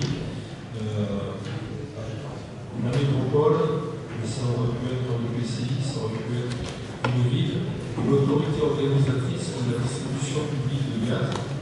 Et nous avons confié cette mission à GRDF au travers de plusieurs contrats de concession conclus historiquement par les communes. Donc, quand il y a eu le transfert en métropole, ces concessions ont été transférées à la métropole, sauf la commune du Rovest qui ne dispose pas de gaz sur son territoire. Donc il convient de prendre acte de la présentation du rapport annuel du concessionnaire. Monsieur le Président, je vous remercie. Ce rapport est-il adopté? En opposition? Pas d'abstention? Il est donc ainsi décidé. Rapport d'activité M10. C'est la même chose concernant l'électricité sur les communes de hier, d'Agar et du Mont. C'est la même chose. Une commission a été procédée à travers le contrat signé en 2019 pour la distribution de l'énergie. Ça, c'est ce qui concerne Enedis, c'est l'EDF-SA pour la commercialisation des tarifs réglementés. Les autres communes passées à l'époque dans le syndicat d'électrification de 6 000 $. Donc il convient de prendre acte de la présentation du compte rendu l'activité du concessionnaire de la société Enedis pour les réseaux hier, Lagarde et Toulon. Merci. Pas d'observation, pas d'opposition, pas d'abstention. Les délibérations ont donc adopté. Convention de partenariat des principes de la pathologie à des salariés. Oui, quel beau projet. On était avec le président d'ailleurs au Sénat il y a peu de temps pour lancer l'opération de requalification des bâtiments des Sauniers et de la Grande Roue qui distribuent l'eau. Et on a un petit peu discuté ensemble sur ce qui se passait sur l'opération de transit. Et je rappelle que cette opération transit est portée par la métropole de Toulon depuis janvier 2019 dans le cadre des missions transférées au titre de la compétence valorisation du patrimoine naturel et paysager et du beau patrimoine. Donc, un projet de convention a été validé par le comité de pilotage de l'opération Grand Site qui s'est déroulé au Salin le 3 octobre afin d'engager les partenaires à mener à bien le programme d'action qui a été validé en 2019 par la Commission supérieure des sites, perspectives et paysages. Cette convention identifie les actions à conduire sur sur le site pendant les 3 prochaines années afin d'obtenir le label Grand Site de France. Cette convention, on la partage avec la commune de Hyères, la région, le conseil départemental et le conservatoire et le parc. Donc il s'agit d'autoriser Monsieur le Président à signer la convention. Merci beaucoup. Il faudra d'ailleurs, à l'occasion de la signature collective de cette convention, bien faire comprendre à l'État qu'il s'agit d'une étape décisive pour obtenir le label. Parce que le label Grand Site, c'est une sorte d'horizon qui ne cesse de s'éloigner. Je vous rappelle qu'on a réhabilité le village de Chien, on a réhabilité le village de la Cate, on a réhabilité les ferro-libres lors de Pesquier, on a supprimé beaucoup de stationnements à Bruxelles, on a créé la voie douce dans les salins. C'était bien à prendre au bord de mer. Il n'y a que les problèmes d'érosion qui ont été vraiment maltraités parce que, là, de façon désespérée, nous attendons que l'État finisse par savoir ce qu'il veut. La dernière réponse que j'ai eue, je vous en fais part parce qu'elle est même un personnage important, le président de la République, qui me félicite pour la ténacité dont je fais preuve pour lutter contre un oiseau de tombeau, et en conséquence, demandera à M. Béchu son point de vue. C'est un peu difficile, honnêtement, désespérant, dans notre point de vue, au-delà de l'opération Grand Site, parce que je crois que collectivement, nous souhaitons tous garder le deuxième tombeau. Enfin, aux alentours du 15-20 janvier, j'aurais usé totalement à la fois ma naïveté et ma patience. Enfin, cette déclaration est importante. Si je peux me permettre, au moment où on parle avec le président, ce qui est surprenant, c'est que les directives ne sont pas appliquées de la même façon, ne serait-ce que sur la côte atlantique et la Méditerranée. Et pire, ces directives ne sont pas les mêmes selon qu'on se trouve ailleurs sur notre site et dans des communes qui sont juste à côté. Il y a actuellement l'élaboration, la mise en place de digues sous-marines, le même procédé. Saint-Maxime, à Cavalière, au Lamandou. Alors, quand on réfléchit, on se demande pourquoi, mais la raison est très simple. C'est que les décisions qui concernent les villes que je viens de citer dépendent de l'État déconcentré, de la préfecture du Var. Parce qu'il s'agit, comme on dit dans le vocabulaire environnemental, d'une nature ordinaire. Par contre, la nature de la presqu'île de Tombolo étant extraordinaire, remarquable, ça dépend du ministère. Et le ministère refuse de protéger le remarquable, donc localement, on accepte de protéger l'ordinaire. Si vous avez compris, en fait, c'est désespérant. C'est comme ça. La réalité profonde est là. Bien, en tous les cas, ce qui compte, c'est de signer ce conventionnement pour 3 ans qui est pour, je vous remercie, village de Siffon-les-Plages, en agent de la ZAE prévoit la mission de cette enquête, M. Stassinas. Monsieur le Président, mes chers collègues, effectivement, la prochaine émission des dossiers, la ZAE prévoit dans la ville de Siffon et l'enquête de l'enquête publique qui est fondée la ville de la métropole. Voilà. L'originalité, c'est que c'est nous qui soumettons l'enquête et on donne notre avis sur notre propre enquête. Remarquable, aucun problème. Hein, voilà. C'est. Bon, d'ailleurs, je vois que la ville. Pourquoi la ville de Hyères sera également questionnée? Pourquoi on ne parle de ça? Dans la logique de ville. Oui. En fait, pour répondre à la question, c'est toutes les collectivités que le préfet pense concerner sont consultées en fait. C'est à la discrétion du préfet de consulter telle ou telle collectivité.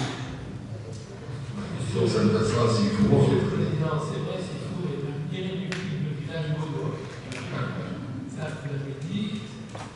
Ceci dit, sans répondre à la question qui est posée, j'ai envie de dire, enfin, ça fait des années la zone d'activité est archi pleine et les demandes sont 10 fois supérieures à ce que nous allons pouvoir honorer quand on aura aménagé cette zone. Il était grand temps. Très bien. Je mets au voix ce projet de délibération qui est pour, qui s'abstient. Maintenant, la convention de subventionnement pluriannuelle pour l'opération CPR MUST de CNRS. Madame Messi. Merci, Monsieur le Président, mes chers collègues. Ce projet MUST est un projet qui est chargé de développer une plateforme scientifique et technologique sous-marine. Il est inscrit au contrat du projet État-région de Montpellier 2020 à hauteur de 16,1 millions. Pour le mobilier, il est géré par la délégation Côte d'Est de la CNRS et pour le volet équipement scientifique, il est géré par la délégation Provence de Chaux. Cette convention a été signée en 2017 avec une participation de la métropole à 1,750 millions. Sur 4 années, 2017 à 2020, l'opération a pris du retard, donc on a fait un événement en 1, un événement en 2, un événement en 3. On est donc à la 4 pour prolonger et modifier les recommandations en 2025, bien sûr sans assurance financière. Très bien, merci. Je mets au voix qui est pour l'adoption des rapports sur le prix, la qualité scientifique de l'eau et l'assainissement pour l'année 2022 sur le Martigny. Merci Monsieur le Président, mes chers collègues. Donc, comme chaque année, la métropole présente le rapport annuel sur l'activité du service public de l'eau et de l'assainissement. Donc quelques chiffres, 189 989 abonnés pour l'eau potable, avec une mise en distribution de 34 millions de mètres cubes d'eau potable sur plus de 2000 km de réseau. Et au niveau assainissement, dans le même nombre d'abonnés, avec 1278 km collecteurs.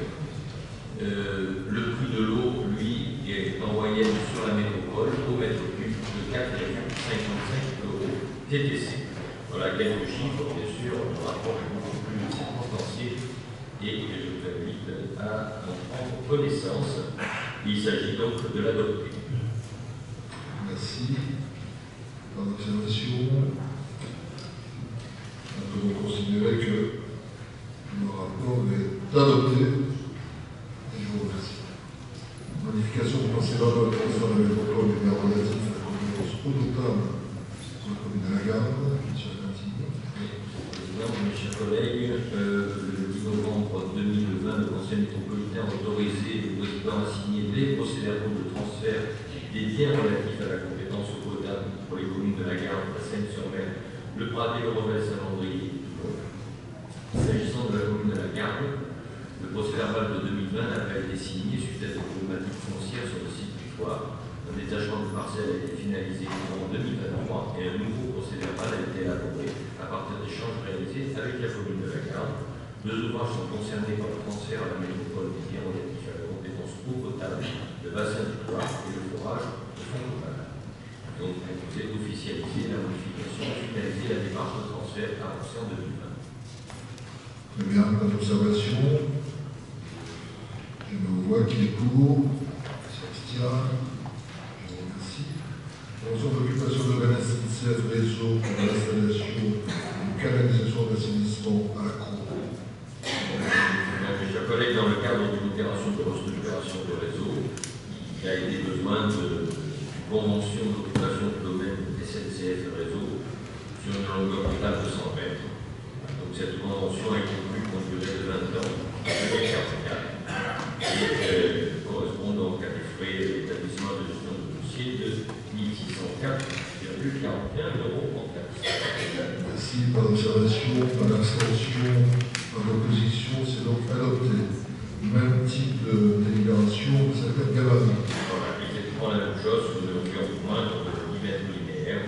Il y a donc une convention qui est établie de la même façon avec le SNCF réseau. Pas d'observation, même vote, je vous remercie. Convention relative à la concession d'utilisation de la ville maritime, Amphitria 4. Et donc, suite à des travaux réalisés sur la digue et l'émissaire de la station, l'occupation du domaine public maritime de la station Amphitria est modifiée. Il est donc nécessaire d'acter cette nouvelle implantation. Il y a une emprise globale sur le fond marin de 863 mètres carrés. La durée de la concession est fixée à 30 ans. Elle est consentie sans redevance. L'opération peut intégrer par la suite le plan de renouvellement des ouvrages réalisés sur la digue en 2023. Observation, je me vois qui est pour. Je fais simplement cette observation, mais vous avez la réponse.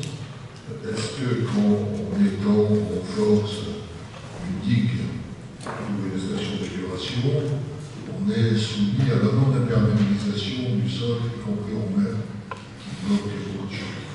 C'est une question qui mérite d'être évoquée. Si tel n'est pas le cas, les interdictions qu'on fait à 300 mètres, 200 mètres, frôlent le ridicule, puisque là c'est l'emploi du kilomètre. Bref. Candidature pour l'action de prévention des inondations, les petits côtiers toulonnais. Madame Armandine. Merci, Monsieur le Président, mes chers collègues. À la suite du premier programme d'action de prévention des inondations des petits côtiers toulonnais, la PIB 2018-2023 signée en juin 2019, nous propose de poursuivre sa politique globale de gestion du risque d'inondation en s'engageant en tant que structure porteuse sur les années 2024-2029. Cette délibération fait suite de l'intention d'engagement de la métropole TPM, de la communauté d'agglomération du Sud Saint-Louis, du syndicat de gestion du syndicat mixte de la REP, du Grand Valin, et de ses agréments, pour un second papier. Le papier PCT contient le bassin de risque de pétrolier tourné, qui est composé de 5 bassins versants de plaques côtiers, Houillot, Moutier, Las, Aveyron, Rette et Littoral. Conformément à la demande de l'État, le périmètre d'intervention du papier est élargi au bassin versant du Grand Valin, qui couvre 21 communes et passant ainsi le périmètre administratif de la métropole TPM. Le bassin versant du Capot, faisant l'objet du papier Capot, n'est pas intégré au périmètre. Élaborer conjointement avec l'ensemble des acteurs du territoire les orientations stratégiques et les plans d'action de la PCT résulte du diagnostic réalisé sur le périmètre des 21 communes et sur le bilan des actions du premier programme. Le dossier de candidature a été validé en comité de pilotage en mai 2023 et a été envoyé à M. le préfet du Var pour la négociation. Ce dossier précise les 73 actions prévues pour un montant total d'environ 55,500 millions d'euros, selon un plan de financement déterminé à des partenaires financiers, en particulier l'État. Le montant d'action est distribué sur l'ensemble des 7 axes définis par le cahier des charges de l'appel à projet PAPI 2021. Au-delà de son rôle de structure porteuse de PAPI et de son animation, le programme TPM est maître d'ouvrage de 43 actions pour un montant d'environ 16 700 000 euros répartis sur 6 ans et financés à hauteur d'environ 7 100 000 euros par l'État. Merci. C'est une opération importante. Je salue le rôle qui est mené à bien cette opération. Là, on délibère pour mettre un candidat à quoi? Au programme d'action? Parce qu'il n'y a rien. C'est une information ou une délibération? Bon. Qui est pour? Pas d'abstention, pas d'opposition, je vous remercie. Charte d'engagement à mettre en place les envies du bâtiment de faciliter la mise en relation avec les particularités inondables. Chers collègues, le métropole TPM propose dans le cadre du programme d'action de prévention des inondations des petits côtiers toulonnais des diagnostics gratuits aux propriétaires de biens situés en zone inondable pour réduire leur vulnérabilité aux inondations. La signature d'une charte d'engagement entre la métropole TPM et les entreprises est proposée afin que les particuliers puissent contacter les entreprises du bâtiment pour bénéficier d'un besoin. La métropole souhaite faciliter la réalisation des travaux en proposant aux entreprises du bâtiment ayant suivi une demi-journée de formation et sensibilisation de figurer sur une liste qui sera diffusée et remise aux bénéficiaires au diagnostic pour les travaux de sécurisation qu'ils souhaitent réaliser.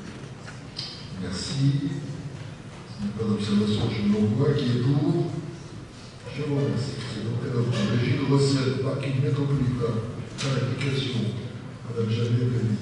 Oui, merci Monsieur le Président. La métropole gère en direct des parcs de stationnement à la Seine, et hier. Il s'agit tout simplement de fixer les tarifs qui s'appliqueront à partir du 1er janvier, après concertation avec les communes concernées. Très bien. Je le vois. Qui est pour? Ça tient. Je vous remercie. Convention quoi répartie entre TPM, ministère des Arts et Naval Group et un délégataire de transport maritime relatif au transport de voyageurs de la base de défense. Madame Lévy. Oui, merci Monsieur le Président. Conformément aux objectifs inscrits dans le PDE, la desserte en transport en commun de la base navale et du pôle des écoles de Saint-Mandrier est depuis 2015 organisée dans le cadre de 2 conventions conclues avec la marine et le délégataire de l'Union, auquel a été associé ensuite l'AMACRO.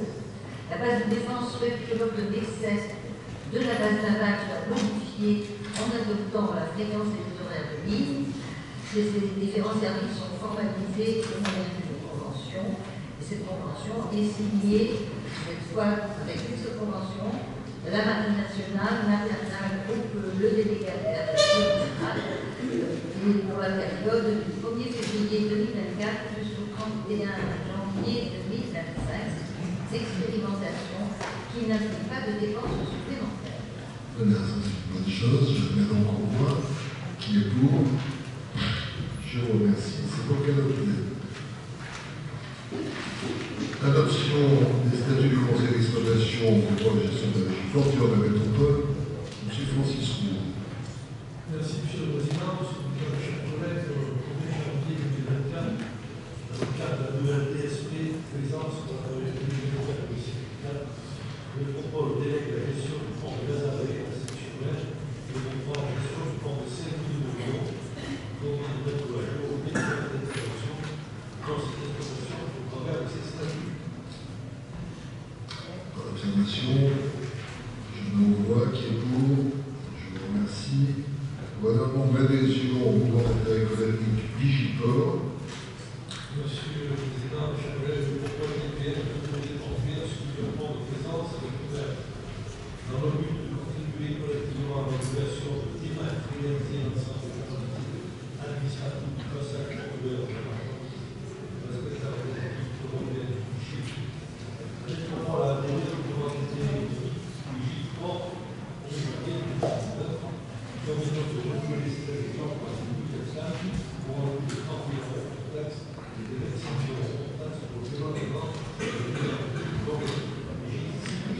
Belle cotisation. Je vais la chose d'important. Je mets au voix qui est pour. Je vous remercie. Concession au commerce pour le port tout le monde avec le tirage public. Oui, Monsieur le Président, je vais faire, si vous le permettez, je vais vous dire quelques explications sur ce que je vais appuyer, parce que c'est appuyé. Je vais vous parler de RSA, ce qui n'est pas le RSA social, et qui veut dire redevance de stationnement et d'amarrage sur la durée d'occupation du stationnement.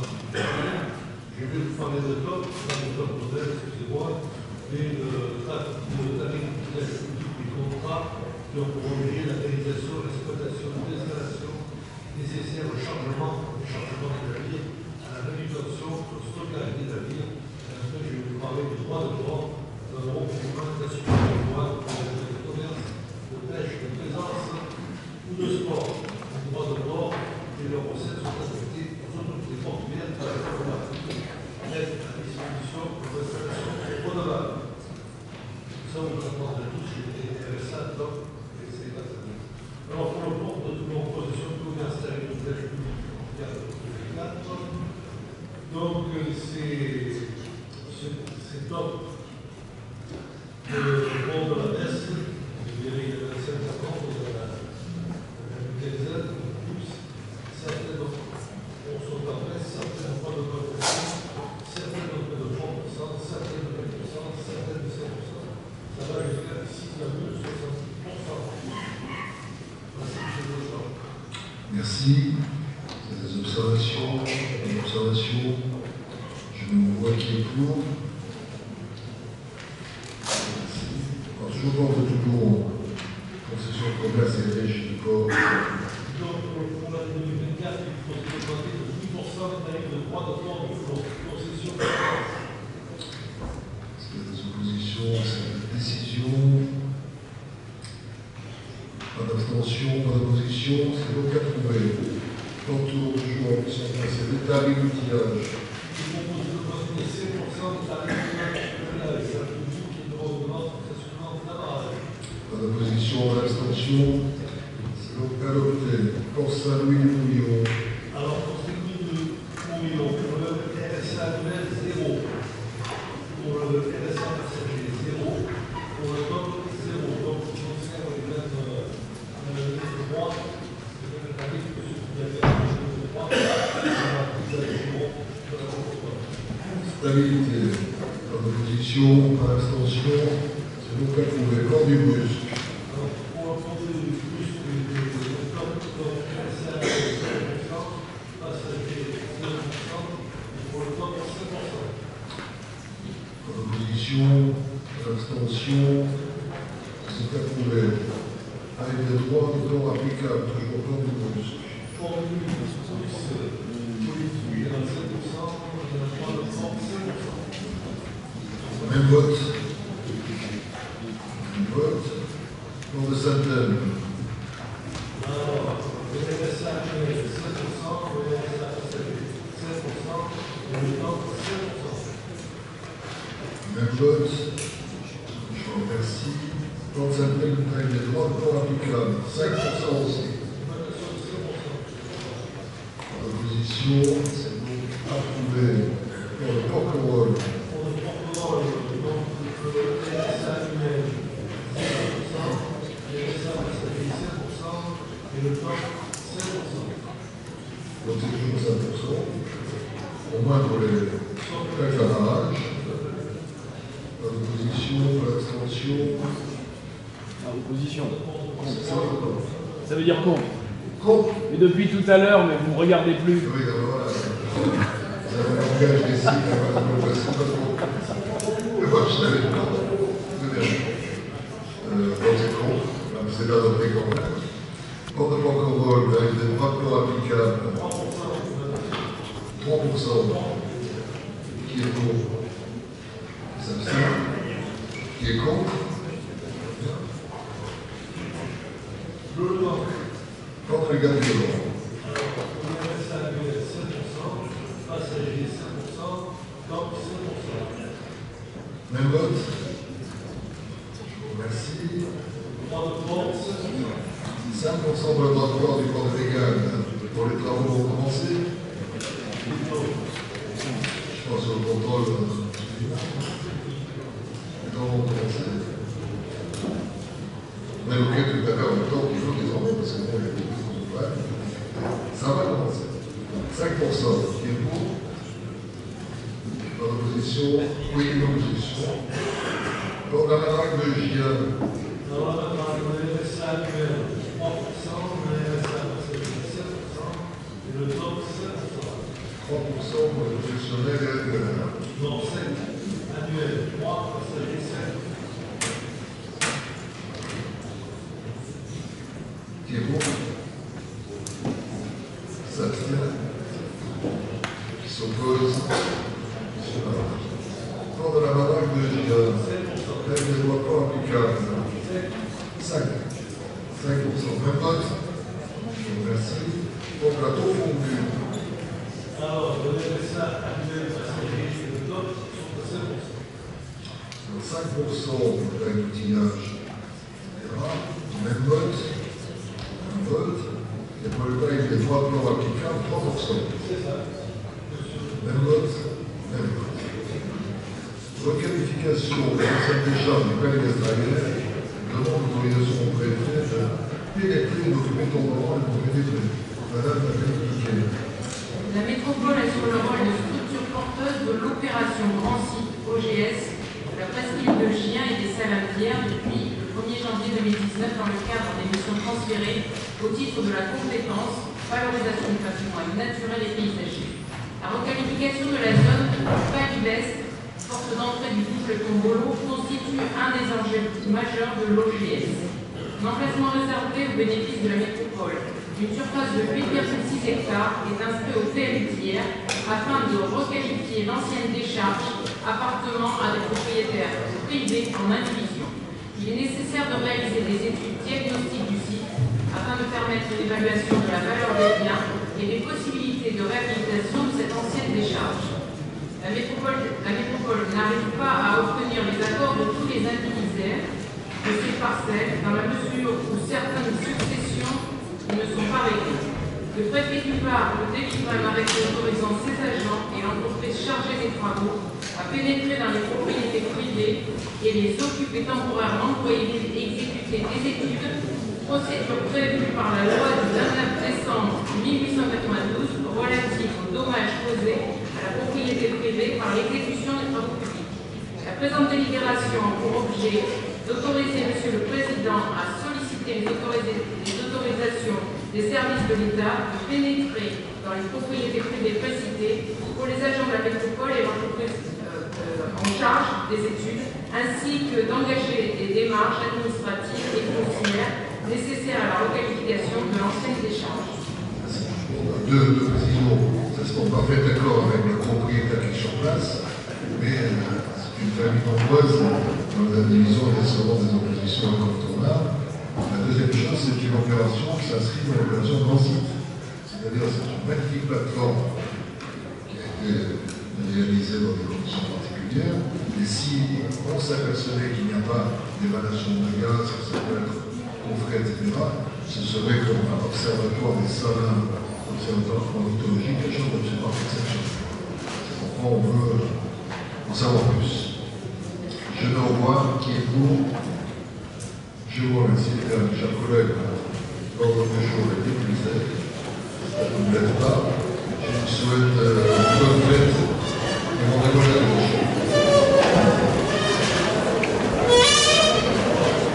Merci.